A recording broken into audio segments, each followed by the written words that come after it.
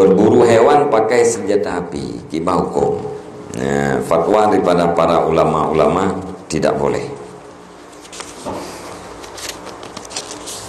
Yang mazhab dengan mazhab ini hanya saja. Yang fatwa MPU anak salah tu. Urut anak terima nasi.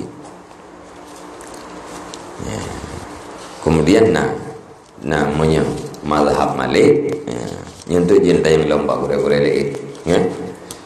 Mazhab Malik menyetandang dia di mazhab Malik tak baca bismillah wate tatimah yang menyatakan gelihan merupakan sia jeb dailuna leliu sudah orang yang bangun lumpur na orang yang lima ya hamu ngaji